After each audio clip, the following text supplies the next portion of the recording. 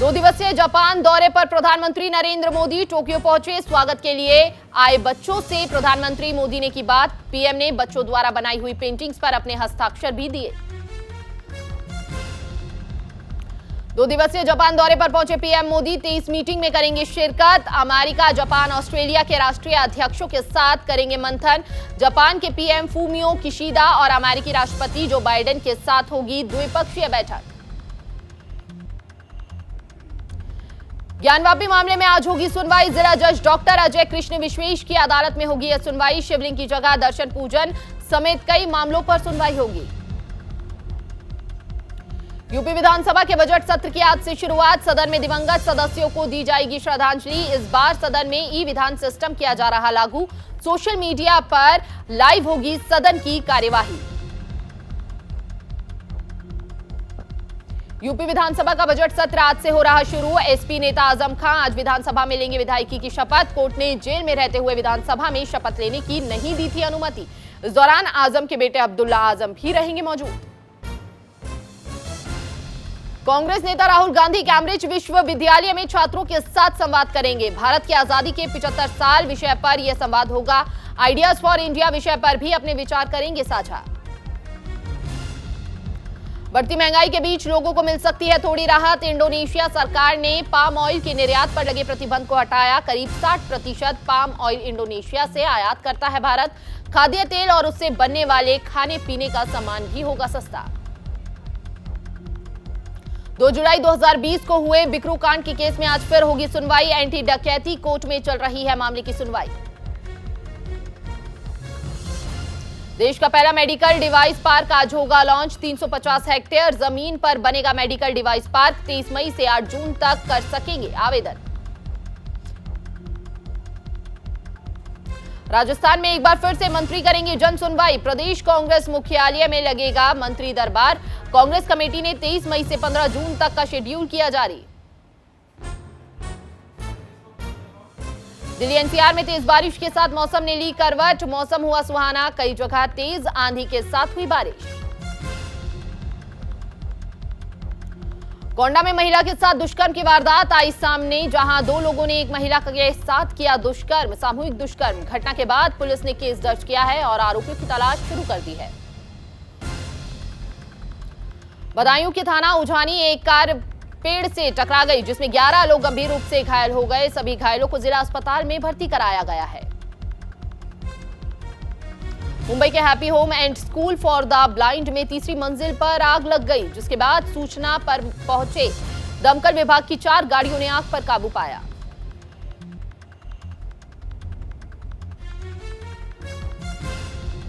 Ukraine अब रूस को लगातार जवाब दे रहा है। RM-70 MRL को रूसी सैनिकों के खिलाफ इस्तेमाल किया है, जिसमें 40 रॉकेट एक साथ दागे गए हैं।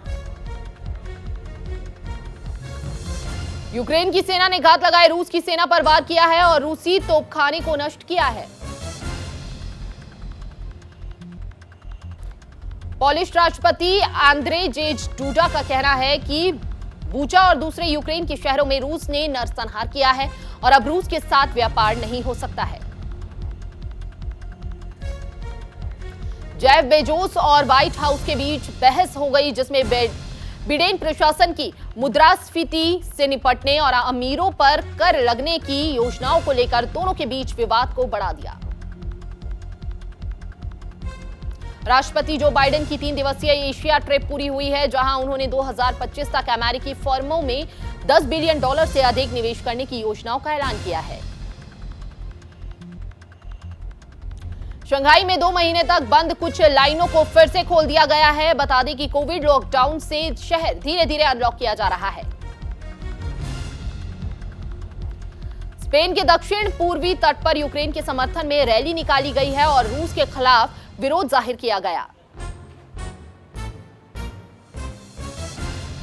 यूरोप के बाद अब पश्चिमी एशिया पहुंचा मंकी पॉक्स वायरस। इजराइल में पहला मामला आया सामने। अमेरिका में मिल चुका है मंकी पॉक्स के केस। अब तक 12 देशों में फैल चुका है मंकी पॉक्स का वायरल। कुल 92 मरीज आ चुके हैं सामने। WHO ने दी वैश्विक स्तर पर फैलने की चेतावनी। मोजाम्बिक में 30 साल बाद मिला वाइल्ड पोलियो का पहला मामला। WHO ने वाइल्ड पोलियो के मामले को बताया चिंता का विषय। चीन और पाकिस्तान के विदेशी मंत्रियों ने की बैठक। पाक के विदेश मंत्री बिलावल भुट्टो ने चीनी पक्ष को दी जम्मू कश्मीर के घटनाक्रम की जानकारी। फिर शक्ति प्रदर्शन करेंगे पाकिस्तान के पूर्व पीएम इमरान खान। 25 मई को इस्लामाबाद में करेंगे लॉन्ग मार्च। संसद भंग करने को लेकर करेंगे मार्च। पाकिस्तान के पूर्व पीएम इमरान खान पर भड़की पाकिस्तानी एक्ट्रेस रेशमा। आपत्तिजनक बयान को लेकर सुनवाई खरी। इंस्टाग्राम अकाउंट पर जाहिर किया गुस्सा। उत्तर कोरिया के हथियार परीक्षण प्रोग्राम पर अमेरिका के राष्ट्रपति का बयान। एशिया दौरे के दूसरे दिन बोले जो बाइडेन, कहा वो कुछ भी करे हम तैयार। तालिबान के फरमान के बाद अफगानिस्तान में चेहरा ढककर खबरें पढ़ रही महिला एंकर। शनिवार को तालिबान ने दिए थे आदेश। आर्थिक संकट झेल रहे श्रीलंका की भारत ने की मदद। श्रीलंका के पीएम विक्रम सिंघे ने कहा थैंक यू इंडिया। करीब 2 अरब रुपए की मदद भेज चुका है भारत। पाकिस्तान के पूर्व पीएम इमरान खान के बयान पर मरियम नवाज का तंज। कहा भारत चले जाए इमरान खान। इमरान ने की थी भारत की तारीफ। रूस ने यूएस के राष्ट्रपति जो बाइडेन पर लगाया ट्रैवल बैन। रूस की लिस्ट में 963 अमेरिकी नागरिकों के नाम। उपराष्ट्रपति कमला हैरिस भी लिस्ट में शामिल। भारत में भीषण गर्मी की वजह से एसी और फ्रिज की सेल हुई दुगनी। कूलर की बिक्री पर 2.5 गुना बढ़ी।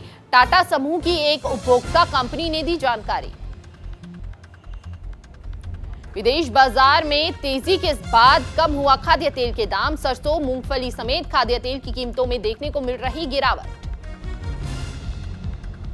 पेट्रोल डीजल पर एक्साइज ड्यूटी घटाने के बाद वित्त मंत्री निर्मला सीतारमण का बयान। कहा सिर्फ केंद्र पर पड़ेगा टैक्स में कटौती का भार। क्रिप्टो करेंसी पर माइक्रोसॉफ्ट के सह संस्थापक बिल गेट्स का बयान। बोले क्रिप्टो करेंसी पर नहीं है भरोसा। आपराधिक गतिविधियों के लिए हो सकता है क्रिप्टो का इस्तेमाल। अब जनरल इंश्योरेंस के क्षेत्र में उतरेगा पेटीएम। कंपनी करेगी 950 करोड़ रुपए का निवेश।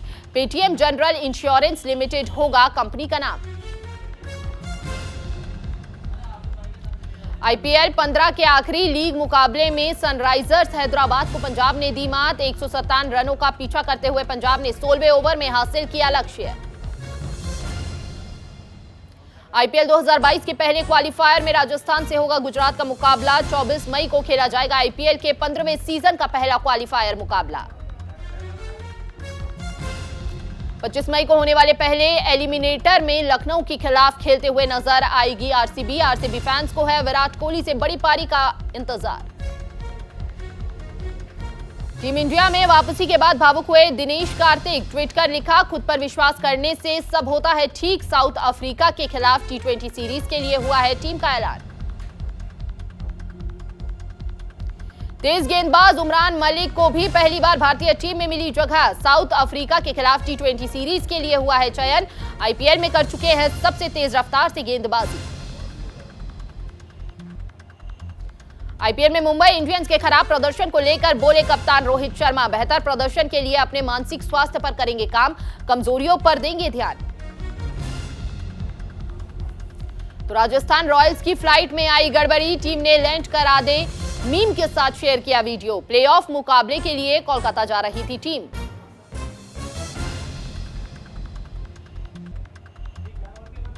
फिल्म जुग जुग जियो का ट्रेलर रिलीज किया गया है जिसमें वरुण धवन, कियारा आडवाणी, अनिल कपूर के साथ नीतू कपूर इस फिल्म से कमबैक कर रही हैं और यह एक फैमिली ड्रामा फिल्म है।